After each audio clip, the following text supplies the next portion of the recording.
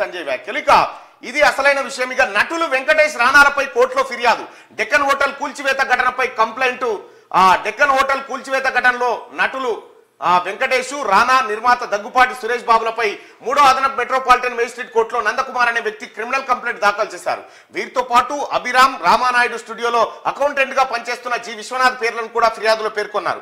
జూబ్లీహిల్స్ లోని Deccan kitchen hotel municipal అధికారులు కూల్చిన సమయంలో కోర్టు ఆదేశాలను ఉల్లంఘించి సురేష్ బాబు, వెంకటేష్, రానా, అభిరామ్, విశ్వనాథ్ 50 మంది బౌన్సర్లతో వచ్చి హోటల్ తలుపులు పగలగొట్టి లోపల ఉన్న సామాన్లు, సీసీ కెమెరాలు, గ్యాస్ సిలిండర్లను అక్కడి నుంచి తరలించారని నందకుమార్ ఫిర్యాదులో పేర్కొన్నారు. కాగా కోర్టు ఈ పిటిషన్ విచారణకు స్వీకరించింది. కోర్టు ఆదేశాల మేరకు వెంకటేష్, రానా, సురేష్ బాబు, అభిరామ్, విశ్వనాథ్లపై కేసులు నమోదైనట్టుగా వార్తలు వచ్చాయి. దీనిపై ఫిలిం నగర్ పోలీసులతో మాట్లాడగా వీరిపై కేసులు నమోదు చేయాలంటూ తమ కోర్టు నుంచి ఎలాంటి ఉత్తర్వులు అందలేదని తెలిపారు. ఇటీవల హీరో వెంకటేష్ సీఎం రేవంత్ రెడ్డిని కలిసిన నేపథ్యంలో ఈ అంశానికి సంబంధించిన ఆయన ముఖ్యమంత్రితో భేటీ అయ్యారా అన్న చర్చ నడుస్తా ఉంది. ఈ అంశానికి సంబంధించి భేటీ అయ్యారా అని జరుగుతుంది.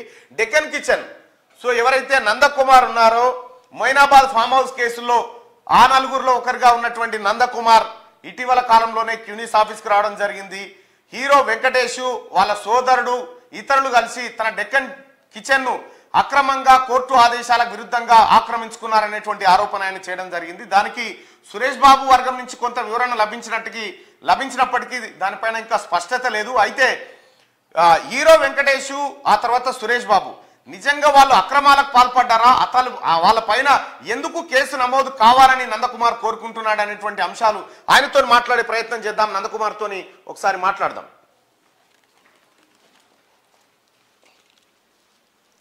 నమస్తే నందుబాయ్.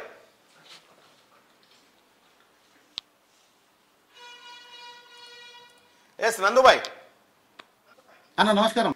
నమస్కారం. ఏంది అసలు ఎందుకు హీరో వెంకటేష్ అతని సోదరుని పైన ప్రైవేట్ కంప్లైంట్ చేయాల్సి వచ్చింది? అసలు వివరాలు ఏంటి అన్న?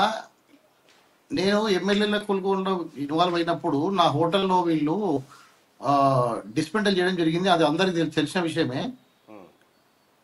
అది కాకుండా నాకు ఇప్పుడు కూడా కోర్టు ఆర్డర్లు, ఈ రోజు వరకు కూడా నా కోర్టు ఆర్డర్లు ఉన్నప్పుడు, లోయర్ కోర్టు ఆర్డర్లో ఉన్నప్పుడు, ఎవిక్షన్ సూట్స్ పెండింగ్స్ ఉన్నప్పుడు, అన్ని సూట్లు పెండింగ్ ఉన్నప్పుడు ఆనరబుల్ హైకోర్టు ఈ విషయంలో జిహెచ్ఎంసీని అందరినీ involve, police department, task force department, heroine వీళ్ళందరినీ హైకోర్టులో ఇంప్లీడ్ చేసి అక్కడ పెండింగ్ ఉన్నప్పుడు వీళ్ళు మరలా అక్కడికి వచ్చి మళ్ళీ మా వాళ్ళని మళ్ళీ కొట్టి, మళ్ళీ బౌన్సర్లను మళ్ళీ పెట్టి, మళ్ళీ కొట్టి అక్కడ వర్క్ చేయించుకుంటూ వేరే వాళ్ళకి ఇచ్చేస్తాం, మీరు ఎవరు చెప్పుకుంటారు దౌర్జన్యం చేస్తున్నప్పుడు కంప్లైంట్ తీసుకొని మన గవర్నమెంట్ డీజీపీ గారిని కలవడం జరిగింది. తర్వాత హైదరాబాద్ కమిషనర్ గారిని కలవడం జరిగింది.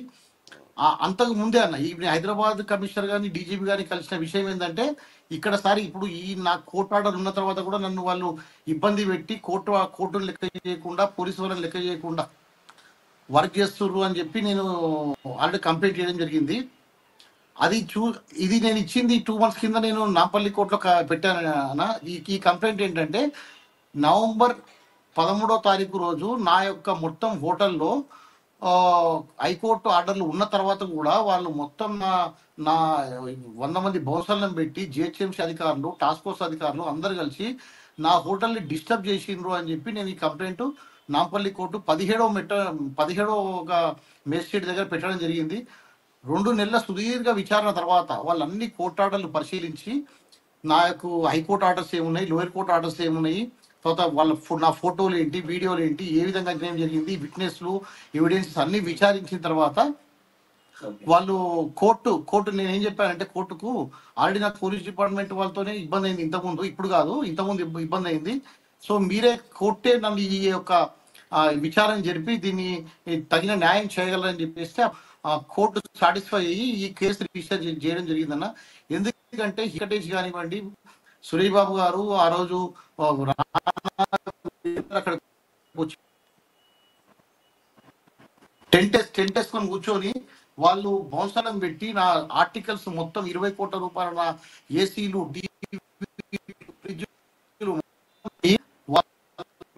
మీకు వేరే కాల్స్ వస్తే కొద్దిగా కట్ చేయండి. అయితే 20 కోట్ల రూపాయల నా సామాగ్రి మొత్తం దొంగలించుకొని ఓకే ఇప్పుడు ఓకేనా? ఓకే 20 కోట్ల రూపాయల సామాగ్రి దొంగలించుకొని పోయి వాళ్ళు నన్ను అన్ని విధాలుగా నష్టం చేసిండ్రు.